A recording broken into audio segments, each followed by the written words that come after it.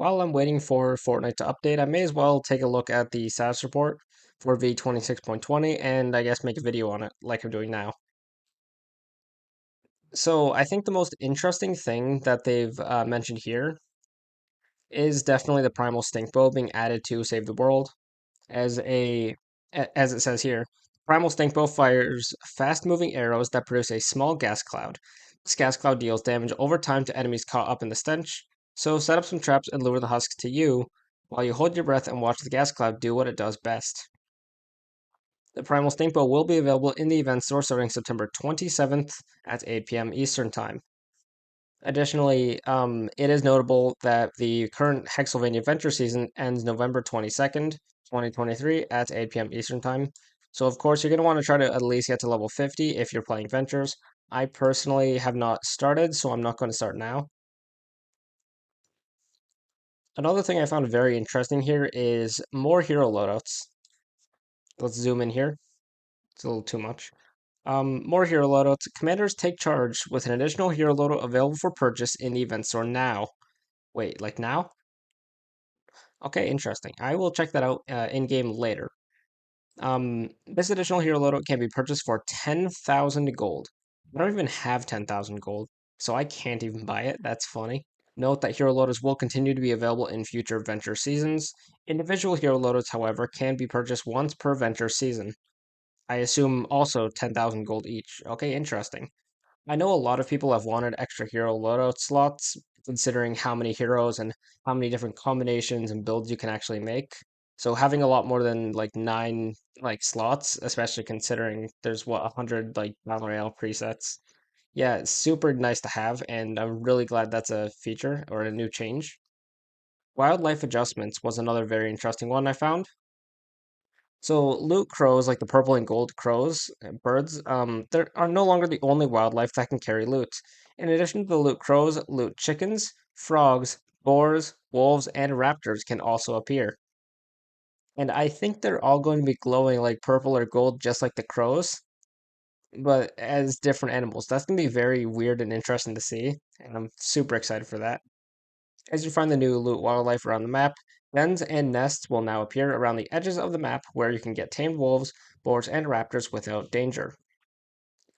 Commanders will also notice that wildlife is not as dense as it used to be, and when you eliminate any wildlife, they don't respawn as quickly or as close around you, which is very good. Now you can clear out the map a bit easier before it repopulates. I know a lot of people have said that wildlife needs to be changed or the spawn rates of them need to be reduced. I kind of agree with that. So seeing that change actually happen is really good. All of these wildlife adjustments will remain in effect after the Hexylvania Venture season ends, but with Hexylvania in full swing, zombie chickens are back, unfortunately. So look out. Luckily, they'll only be around during the Fortnite Venture season, and then they all magically disappear. Lady Acres questline is also returning on October 4th at 8 p.m. Eastern Time, and it will run until the end of the Hexylvania Adventure season, which is, again, November 22 at 8 p.m. Eastern Time. Bladey Acres is a questline that I would actually recommend doing if you have not done it before, because that's where you get the Mythic Rarity Raven hero. He is a great hero to have in the standard slot. So like in your support team, he increases the lefty and righty ability damage to enemies by 25%, and as commander, he still increases it to 25%. But his lefty and righty causes explosions, which deal 20 base energy damage in a 5-tile radius. It's also really loud, fun, and destructive. Very good for dungeons or very good for anything else where you just need to just destroy things. Actually, it's really fun in general. Event and weekly store includes the Husk Grinder at on September 27th at 8 p.m. Eastern Time, the Dirge Song at the same day, September 27th at 8 p.m. Eastern Time, Yon Seabot October 4th at 8 p.m. Eastern Time, and he's an interesting hero that I don't really think I've used. I mean, same with these weapons, but I'm also not hugely interested in the black metal weapons, at least not right now.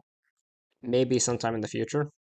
We also got some bug fixes, which were interesting to me because, as it says here, a number of Save the World bug fixes were included in the v26.20 updates, including introduction video Force Smashers now reliably plays during the tutorial.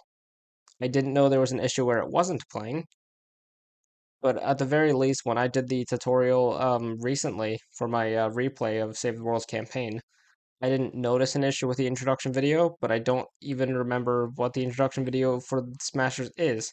I don't remember if that was part of the rocket launch or something after that. Teddy will no longer shoot at tamed wildlife. I didn't know that Teddy was doing that. Throwing star projectiles now spawn correctly when the player is in water or hits water. This is really good because I think this means throwing stars will actually function correctly when you're standing in water. Um, they also fixed an issue with some wildlife SFX. I assume that's a good thing, sound effects maybe, I don't remember. Either way, good thing to have that fixed, no matter how small it is. Fix an issue on PC that prevented players from using the emote keybind when in the lobby. I didn't know this was an issue, but also because I don't think I used the emote keybind.